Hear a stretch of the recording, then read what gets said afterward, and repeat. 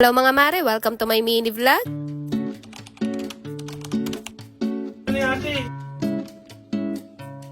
Pag-uwi ng asawa ko galing trabaho saka pa lang ako nakaligo. Medyo maligalig nga kasi ngayong araw tong batang maliit kaya hindi ako masyadong nakapagkikilo. Ayaw sumama sa ate at kuya niya at gusto palagi karga-karga siya. Kaya pagpasensyahan nyo na muna kung medyo makalat yung bahay. Ultimo pagluto ng ulam hindi ko na rin nagawa kaya sabi ko nga sa asawa ko bumili na lang muna siya ng lutong ulam. Itong lechon manok yung nadaanan niya pa uwi kaya yan na lang din yung binili niya. Palit nga pala ako ng damit niya at baka maumay kayo sa braso at likod ko dun sa suot ko kanina. Ano ko ba, hindi naman ganun kalaki yung katawan ko pero etong braso ko parang laging manlalaba. Kung sa balakan ko na lang sana napunta tong taba sa braso ko di palong-palo sana ako ngayon. Inuna ko na muna pakainin tong batang maliit para mamaya tuloy-tuloy na lang ako sa pagkain. Sarap talaga kumain habang nanonood ng TV kaya madalas kapag kumakain ako dito ako palagi sa sofa nakaupo. Siya tara mga mare, kain pala tayo. Habang kumakain ako dito panoorin niyo muna kung gaano kagulo tong mag-aama ko. Sama niyo na rin tong aso naming negra at isa din yan sa makukulit dito sa bahay.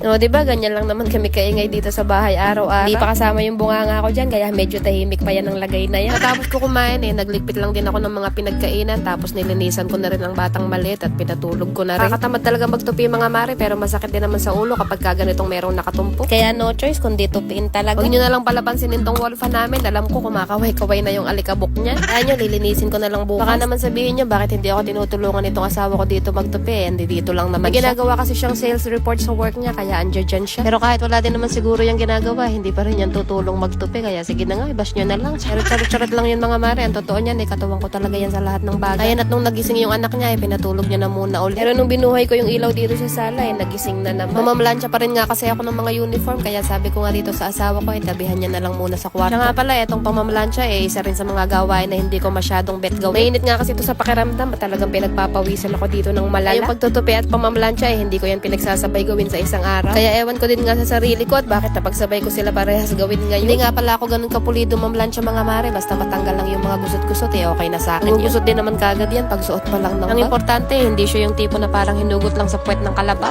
Minamadali ko lang din kasi talagang pamamlansya at magastos nga yan sa kuryente. Siguro inabot din ako ng mga 40 to 45 minutes bago natapos. Paano mga mare, boardlogs na din muna ako. Ang dami nga palang nagtatanong at nagme-message kung saan ko daw nabibili yung mga gamit ko dito sa bahay. At pasensya na mga mare kung hindi ko na kayo ma-replyan isa-isa. Para makita nyo yung mga link, pumunta lang kayo dito sa profile ko. Click nyo lang yung website at madadirect na kayo sa list of products ko. Nakaramihan nabili ko lang din online. Click nyo lang tong arrow sa taas para lumabas yung mga categories. Kung sa kitchen yung nagustuhan yung gamit, click nyo lang yung kitchen at lalabas na dyan lahat ng mga gamit ko sa kitchen. Click nyo lang yung nagustuhan yung gamit at madadirect na kayo sa orange app. Ayun lang muna ulit mga mare for today's gana. Maraming salamat sa inyong panonood. Babu!